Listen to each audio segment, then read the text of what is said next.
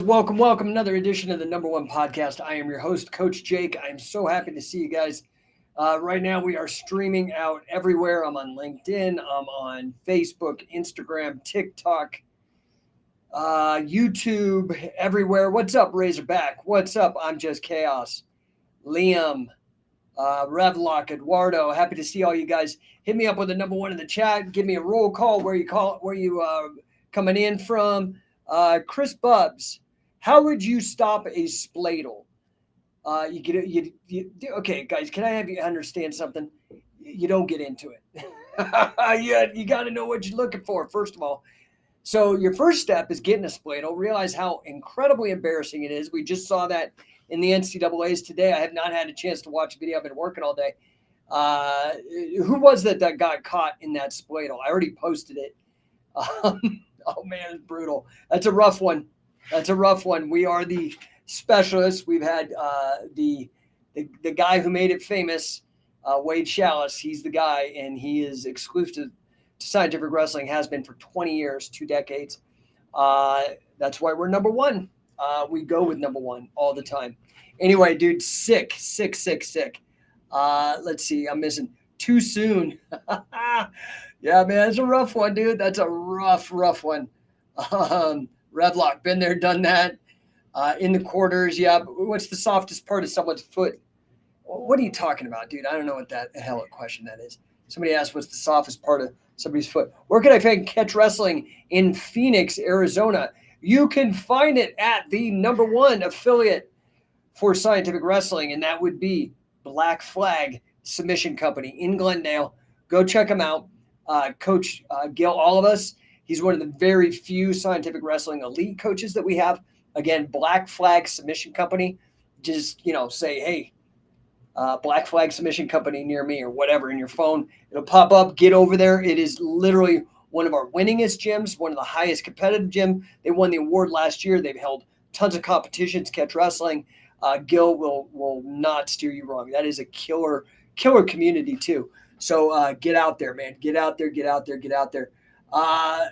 Let's see here. I once stayed for off season with a spladle, dude. Yep, spladles are where it's at, bro. Spladles are where it's at. So the thing is with a spladle, man, you cannot let the guy get the arm in. So your first thing is shuck that hook. When he throws in the leg ride, shuck that hook. My shirt, what's it say? It says King of Sports, something. Yeah, it's a collar and elbow t-shirt. It's Al Snow's company, Collar and Elbow. They make really cool shirts. Yeah, we've got great shirts, by the way.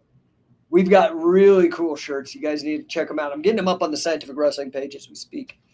I hope you guys are doing good today, man. What are we talking about? Again, give me a roll call. What's up, Revlock? Give me some fire. I hope that helps. So today, what are we talking about, man? Winning strategies. How many of you guys watched Roadhouse? I watched it. Guilty pleasure. Guilty as charged. Conor McGregor might be the worst actor I've seen in a while.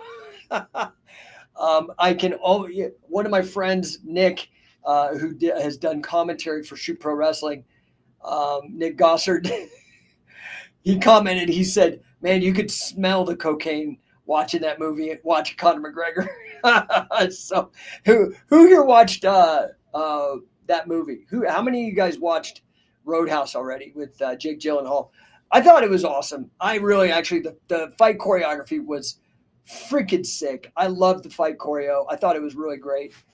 It was cool, man. I love that film. I'm gonna be real. The acting, no, you're not watching it for acting. And Jake Gyllenhaal did a great job. Jesse Mendez hit on a Husker. Sorry, Nebraska. Nebraska's a neighbor of us to the north here in Colorado. But sorry, sounds like you better get to a Scientific Wrestling camp. Start learning that spladle, my friend. Great job, Mr. Mendez. Appreciate you. Applaud pulling off a spladle in the NCAAs. Let's give some love to Coach Wade Chalice for that. So did you guys watch? Are you watching the NCAAs? Did you watch Roadhouse? Chris Bubbs, I got Penn State winning it all, dude. Okay, I don't think that's a hard bet. I don't know anybody's going to take that bet. I think that are the NCAA's. I mean, I know you can't. It's amateurs, but dude, I won't take that bet because I think you're probably right. They're so dominant, and Iowa's just had a hard time with all the controversies and whatnot. So, anyway, oh, you're watching NCAA. Where are you watching it? Are you watching on ESPN or Fubo, or where are you watching it? Because I've got Roku. I dropped cable, so I got to find the right Roku channel to watch it. Um, I've just been kind of watching it online or whatever. I mean, I think Flow Wrestling is there. Is it Flow over there? ESPN, yeah. Do you have the ESPN app on Roku, or do you do cable still? I don't know, man. I don't, Chris, I'm probably getting way into your guts. Anyway, dude, let's talk about business. Let's talk about wrestling. Let's talk about athletics. I came up with this thing. Chris Bubbs says, yeah, ESPN and Flow. Revlock, any tips on handling your income from the IRS so you don't have to pay taxes? There's a lot of strategy on legal tax avoidance, man. You don't want to mess with the IRS. They'll ruin your life. I've had friends get in trouble with it. I've had them levy my accounts, and they were wrong, and I proved it, and they put it back. You don't want to mess with them, dude. They are rough, man. It's like they make the mafia look like kids. So that said, the first thing you're going to want to do is you're going to want to find yourself an accountant. You got to find yourself minimum. I would recommend somebody like a registered agent. That gives them quicker access to the IRS. It's a higher level of expertise, but they're not as expensive as a CPA. So that's probably where I would go first. Go look at them, come up with some legal avoidance strategies. Some of the things you could do, the biggest thing you can do is stop having earned income. Do you understand the hustle and the reason why people are upset? There wasn't an income tax in the United States. They had to actually add it later because the founding fathers were so against the whole idea. Because it sucks. It's no good. It's slavery. I mean, Robert Nozick in his little blurb, you could go onto YouTube, type in Robert Nozick, Nozick, Tale of a Slave, and he basically shows you that the income tax is slavery. So the irony is we got the income tax largely as a result of the fallout of the Civil War. So I have a buddy of mine who's a historian, Jeffrey Rogers Hummel. I interviewed him on my old show, and he has this book called Emancipating Slaves, Enslaving Free Men. And that was the whole point, that, yeah, we ended slavery, like chattel slavery, only to rename it the income tax and open it up to everybody despite race. So everybody effectively is acting as a slave. Notice that the income tax and the 16th Amendment and the Federal Reserve Act happened in the same year, right? So this is the challenge, is that if you understand how it works, your income tax goes to pay down the interest on the national debt. That's really where it goes. Bottom line, I have a master's degree in financial math to graduate level monetary theory and economics. I'm just telling you the facts. And that is the Treasury handing over debt. That's the Treasury creates these T-bills and forms of debt. That's the national debt. Gives them over to the Federal Reserve. The Federal Reserve, in exchange, buys them with money. They print out another. Biggest scam in the world. Unbelievable, frankly, central banking. This is why guys like Ron Paul have been talking about end the Fed forever. Does that make sense? So get yourself a good registered agent with the IRS. That's going to be your first step. Second, you're going to want to get an attorney, probably, and maybe even a tax advisor. Depends how much money you're making. But if you're making a lot of money with earned income, that's the one that's taxed the most. Income tax. We pay almost 50% of our revenue if you're working a job, like a W-2 job, after sales taxes, state taxes, income tax, federal, and all that. Dude, you're paying almost half of your money to the man, and you're not really getting that great of a service in return, to be fair. So after you get yourself a registered agent, after you get yourself like a CPA and you start working up and you're making more and more money, and you're trying to figure out legally how to work the system, then you've got to get like the rich guys. What the rich guys do, like Bezos and Trump and all these other guys, Cardone, what they do is they move it from earned income to passive income, because earned income is taxed, passive income is not taxed in the same way. Dude, that's a whole deal, dude, that I can't really cover, but I'm giving you some nuggets. You can go start your own research and investigation. I hope that helps. But I came up with this framework because I work at software. I have a software company with my wife, and I worked at software for years. I'm also a business guy. I'm also a sports guy. And in my mind, all that starts jumbling together. And, I'm kind of low key and try not to be pretentious. But I do have a master's degree in math. I'm really good at research. I was a professional statistician, quantitative analyst. So I kind of put this stuff together in an analytical framework. And I call the framework sportify or sportification. And really, I got the idea because I was studying gamification. How do you gamify in software participation of people in the marketplace? Now, social media has done this great. Badges, leaderboards, that's gamification. But the problem is gamification is all about external, what is known as extrinsic motivation, outside. It's dangling a carrot and getting you to go after it, right? So the trick here is that's limited. All the research on extrinsic motivation, gamification, shows that it's very limited, actually. It works. It works better than not doing gamification. But intrinsic motivation is where it's at. And that's where I was like, well, what is intrinsic motivation? Start looking at it. And to me, that is the difference between games and sport. A game you play because there's a trophy to be won, whatever. And that happens in sports as well. But what's the difference between gamification and sportification? And by and large, it is coaching. Most game players, you go play chess, well, maybe at high levels you get a coach. Okay. But anytime you want to move from the extrinsic and have it internally motivated, a lot of it is coaching. So I decided to say, I noticed that there's parallels. In fact, to me, business is a sport. It's competitive. There's teams, there's points, and you have to do stuff, whether you're getting a leaderboard or whatever. You've got to have that internal drive to win.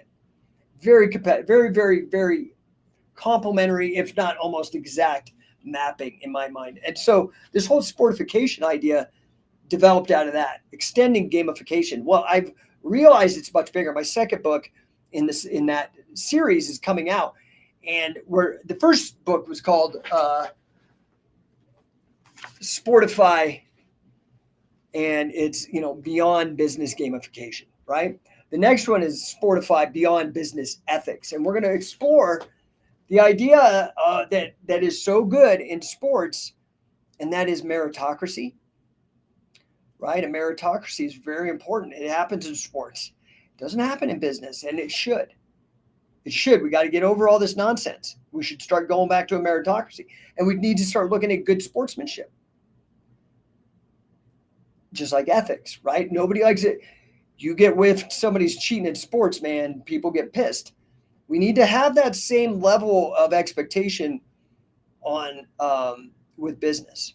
So anyway, this is really the framework. So I want to dive deep into this parallel. And that's really the point of this whole podcast, is the parallels, the connections. Sometimes I'll go deep into wrestling or grappling or MMA. Other times I'll go deep into business. But it's really, that's the point, is where I'm at right now. Right? I've had these shows forever. I used to have a talk radio show back when radio was actually a thing.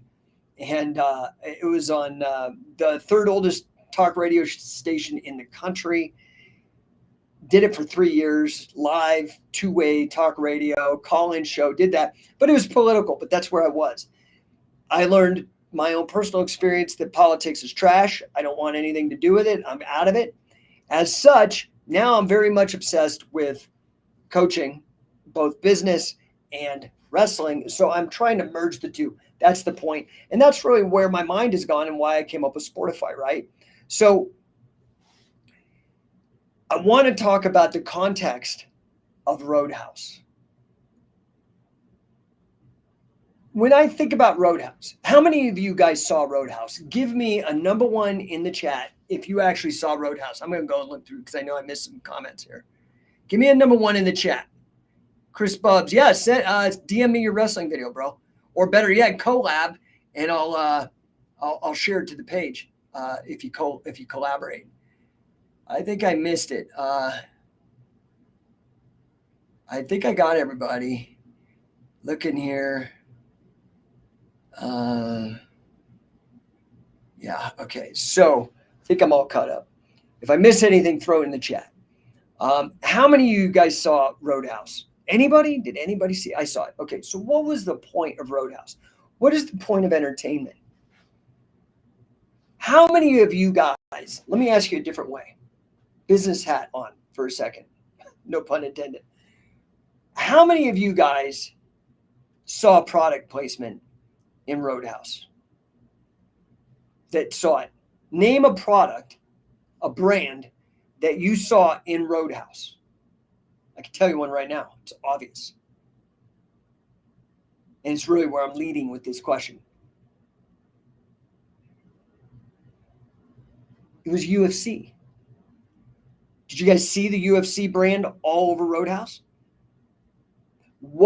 I'm asking you, had Conor McGregor, who's the poster boy for modern, he can't win anymore, but he could sell. Tiddlywings Bilal said yes. Revlock car. Yeah, that was another product placement. Product placement. What is a product placement? Product placement is a form of marketing. So let's go back to UFC. Roadhouse was largely a vehicle to sell the UFC. Because here we have major movie star Jake Gyllenhaal. Okay. He's up there, handsome, ripped, shredded, all that shit, movie star. And he kicks everybody's ass. He's the hero. He goes through struggle. And the two bad guys, the conflict is between Jake Gyllenhaal, who's a UFC fighter, and Conor McGregor, who we know in real life is a UFC fighter. And they have these epic battles, especially at the end. Okay? I'm not going to give any spoilers, but UFC, that was a 2-hour commercial for the UFC. Am I wrong? If you think I'm wrong, I would love to hear it. Roadhouse was a 2-hour commercial or a 90-minute or whatever commercial for the UFC. Brilliant. Brilliant. Do you understand? Product placement. UFC is all over that, like flashback sequences, MMA references. They talk about it in the script. They use the term UFC. So how does that apply? Because not only is business a sport, my Sportify premise,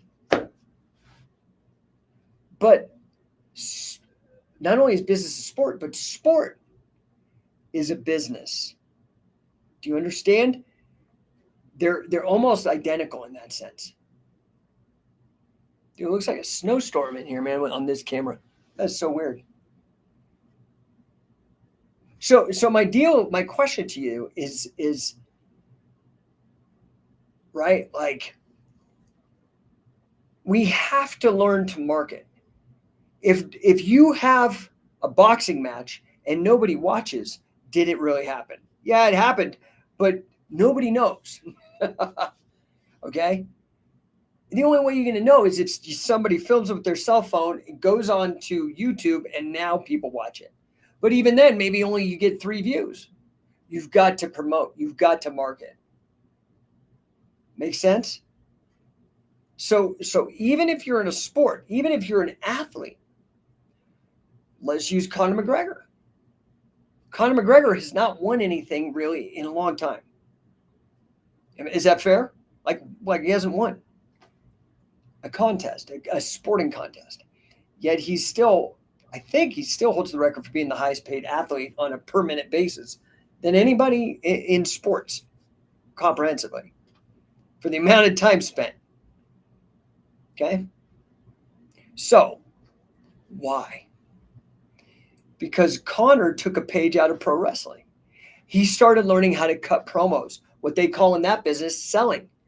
Like, how am I going to sell the match? I got to create heat, a conflict where none existed. Do you think he really doesn't like Jose Aldo? No, it's all just show to get you to watch him fight. And then he happened to win, and it worked out well for him. It was a good gamble. It was a good gamble. Fair? Let's see. I know I missed some comments on here. Jimmy Hovey says they should make a movie about the story of Billy Robinson's life. I agree, man. It'd be a really good story. You know what would be? I actually wrote my own screenplay years ago based on the life of a golden era catch-as-catch-can guy named Tom Jenkins. Fascinating. Fascinating story. Yeah, and I think Billy's life story would be absolutely fascinating. Bill, physical chess is where we just need a script writer to look at physical chess and adapt it into a film. Be happy to help anybody who wants to take that on. Anyway, let's see. Ariel says, here in Brazil, almost a century ago, in the articles, people would compare jiu-jitsu to a catch so people could understand what jiu-jitsu is. Thank you, brother. Right there, Ariel is a grappling literate person who has sorted through the marketing and the propaganda and started looking at things objectively through old newspaper clippings, facts, published documents, historical records. Catch-as-catch-can is the most powerful, most impactful combat sport, and arguably sport to ever exist. This is, again, why I've been able, I have my master's in financial math. I'm a 10X certified elite coach. I'm in the top 5%. I was the number 2 coach for Grant Cardone.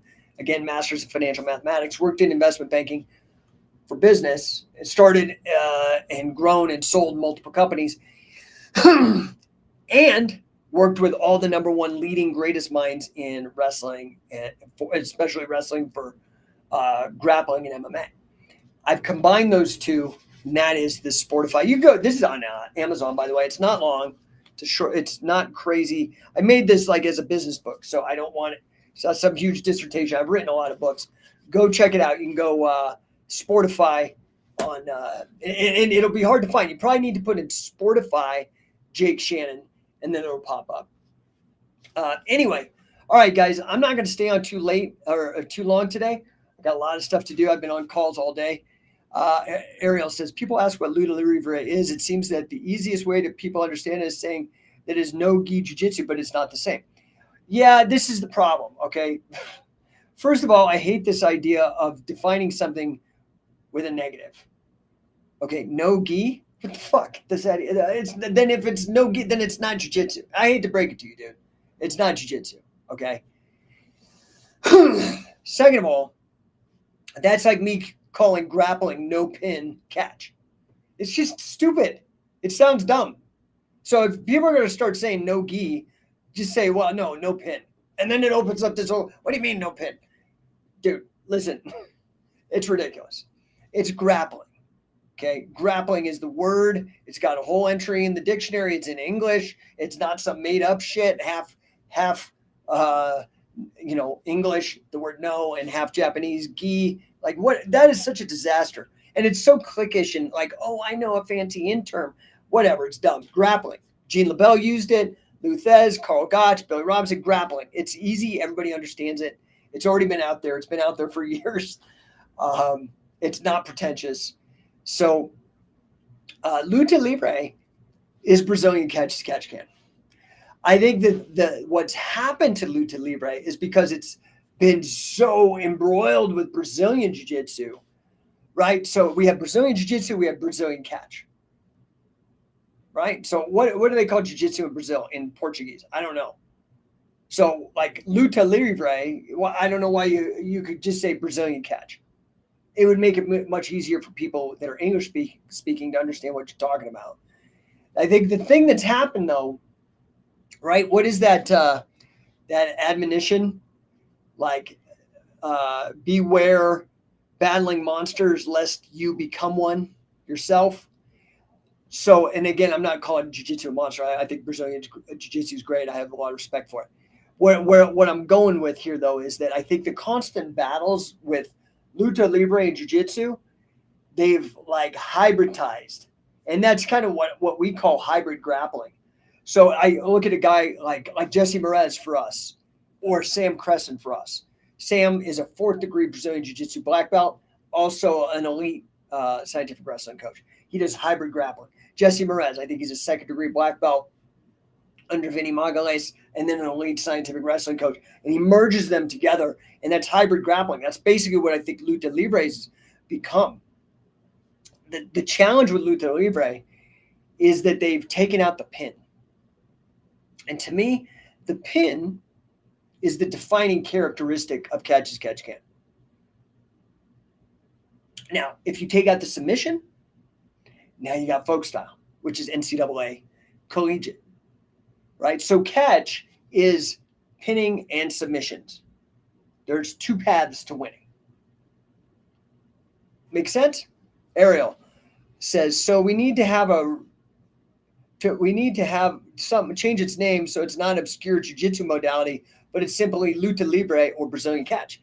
Yeah, dude, I hate that because you're actually losing, to me, you're losing kind of the intellectual battle by defining it in their terms. That's like, you know, how like colonial structures come in and take out the indigenous people by forcing them to use the language of these people instead of your own. Yeah, I think it's whack. I think it's stupid. So I would argue you need to call it, when you're speaking to Brazilians, call it Luta Libre, which, right, is like freestyle, which is what catch as catch can became in the Olympics. Or you need, if you speak to English speakers, you need to say Brazilian catch, or what I prefer is hybrid grappling. I like hybrid grappling because hybrid wrestling was pushed so hard for so many years by Pancras. So it's already got that catch wrestling flavor, that Carl Gotch flavor. But then we talk about grappling, and you know, because I don't want to. There's a lot of people, and I'm not going to mention their names, that lack absolute creativity and just rip the logo off. These are people that I don't even consider competition, right? Because they have to copy. They can never innovate. They have to copy. So they'll always be behind. I'm not worried about those kind of guys. So I like the idea of hybrid grappling because it pushes the word grappling. And then it also talks about, hey, dude, in our hybrid grappling, we bring in stuff from 10th Planet. We'll bring in stuff from Gracie Barr, whatever works. Fair? So let's see here, Ariel. Some old Gracies were involved with Luta Libre and were excluded from the family. George Gracie mainly. Oh, yeah, dude, that's a whole fascinating subject, right?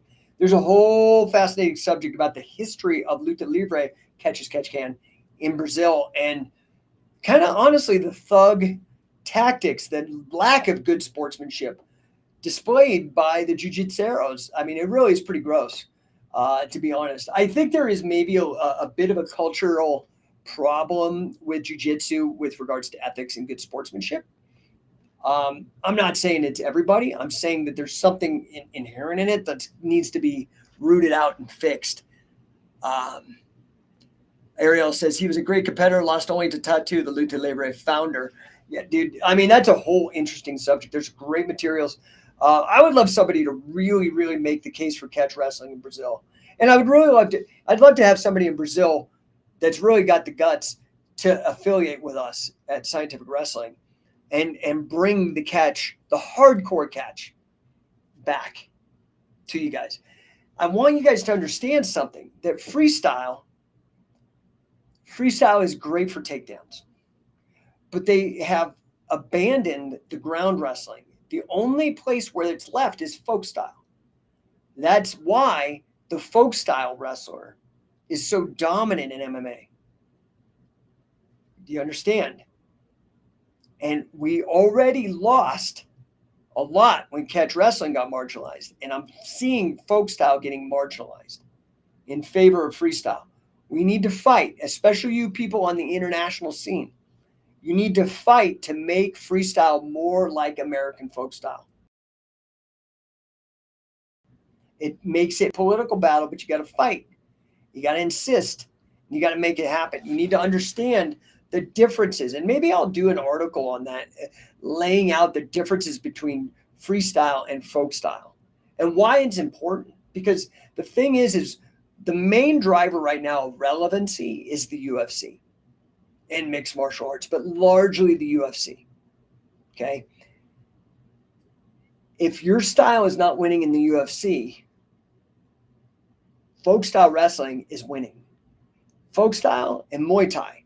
And that's really, if you look at all of our affiliates, that is the number one combo.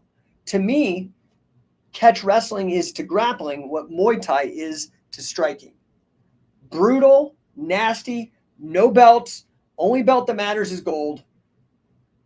Get in there and fight. It's a sport. You're expected to compete. Not a martial art. Sport. Make sense? All right, I'm going to wrap this up here pretty quick. You guys need to get in the room. I made the announcement yesterday. I talked to a bunch of my partners here at Scientific Wrestling. Everybody's in agreement. The upcoming, we're almost wrapped with this spring season. We're about halfway through the spring coaching catch accelerator camps. Okay. We're only going to do 2 more seasons and then we're wrapping it. We're going to update the way we're doing things. Do you understand? What I'm trying to tell you, if you want to get certified, the only path is to become an affiliate. After these 2 seasons, the only path is to become an affiliate. The only reason I'm allowing these 2 seasons is so that you guys could show up and get it done. It's an insane deal. I don't know what to tell you. It's an insane deal. I may even wrap it. 2025 may be the end. So if you are currently engaged, and dude, we've been doing this for almost 20 years. Thousands and thousands and thousands of athletes have come through our doors, through our certifications. Thousands. If you want to continue and earn your coaching cert, before I shutter the doors, you need to show up. Go to coachingcatch.com. These are the last ones. This is how it is, dude. I'm done. I've been doing it 20 years, and it's cool, but I'm updating the model. We're going to be moving from these certifications. Now watch, everybody's going to start copying me. We're going to be moving from the certifications. Okay? We're going to start leaning into a brand new business model, and it's actually the model that I came up through. We're working on it now. I'm going to unveil it. Probably 2025 will be when we unveil it. The best deal going is the affiliate program, scientificwrestler.com. You want to get involved and join our mission. The mission is simple. Our mission is to put competitive professional wrestling, aka catch as catch can, at the top of the mountain in terms of popularity again. It's a revolution, a complete 360 rotation back to the point of origin. Catch wrestling was on top, and we're going to bring it back on top, and it's going to be competitive professional wrestling. That's what Shoot Pro Wrestling is. I just got off the phone this morning with some very, very incredible producers, TV producers, people that do stuff like 24/7 and 30 for 30. Dude, we're blowing up. You need to jump in, and shit's only going to get more expensive. So get in now. Highly recommend. Go to coachingcatch.com. Right now, I'm this close to canceling the Pinion Hills camp, California. That's next weekend. Not this weekend. Next weekend. This weekend is the King of Catch Wrestling in San Diego. Okay? Get to it. Go network. Meet people. Luis Ojeda is going to be there. Okay? Winningest. He's the host of the tournament. He's the winningest catch wrestler in modern history. Just numbers, dude. Just facts. Like how Wade's the number one. Luis is the number one guy in catch, dude. You need to get out there. He's running this thing. Then he's going to be with Sam at Pinion Hills for 2 days teaching. Okay? You guys need to show up. You need to get in the rooms because the opportunity is running out. How many guys, oh, I wish I would have been with Billy. Yeah. Wish in one hand, shit in the other, see which fills up first. That's what my mom used to say. You didn't show up, dude. You didn't do the sacrifice. And back then we were charging $900 at a camp. People got in the room, changed their lives. A lot of those guys are our elite coaches now. People I fly out and pay to, like Sam, like Jesse, like Luis. Okay. I don't know what to tell you guys. Ariel says, and it seems to me there's a tendency to hide the Luta Libre origin sometimes. Yeah, because it don't make money for the other people outside of Luta. And you guys are all so competitive. You're fighting each other instead of creating a united fight and destroying the enemy.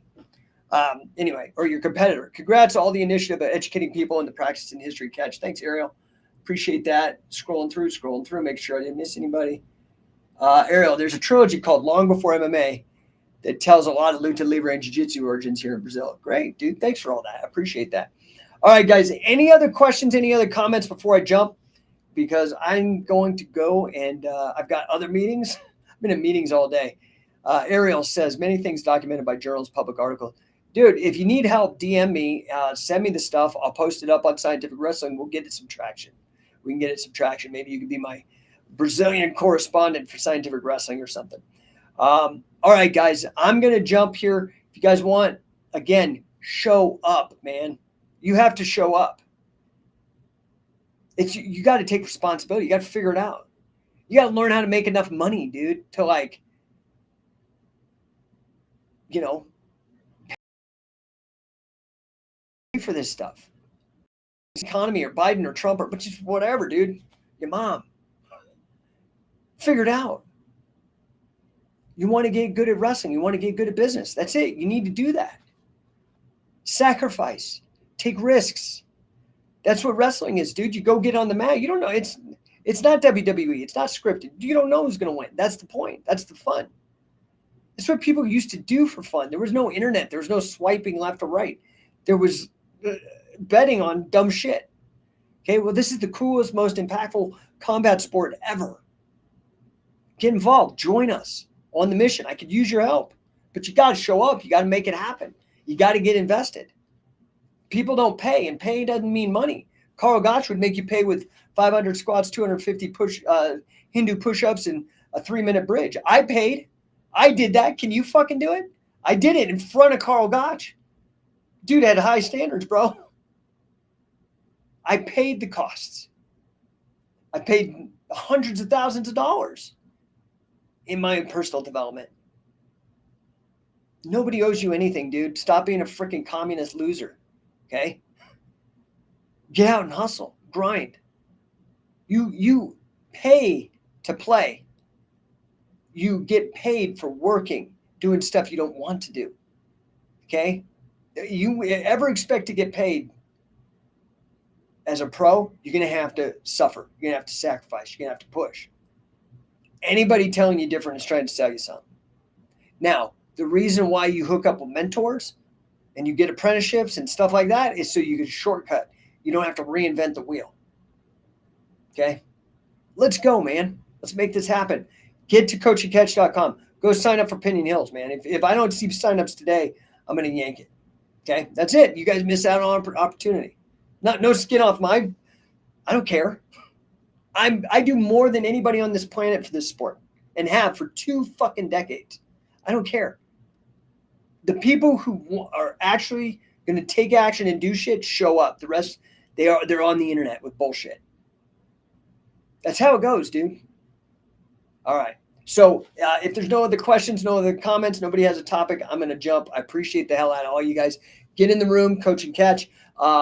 This weekend, dude, the 24th on Sunday, Imperial Beach. Go to kingofcatchwrestling.com. You can register there. Show up, get some matches, have some fun, challenge yourself, test yourself under the rules of catch wrestling. See if you can hang. It's tough. It's a tough sport. Go meet Luis Ojeda, the winningest catch wrestler ever. The following weekend, Pinion Hills, 2 days, Sam Crescent, handpicked by Billy and me for catch. Big Steve Peasy, hey, what's up, brother?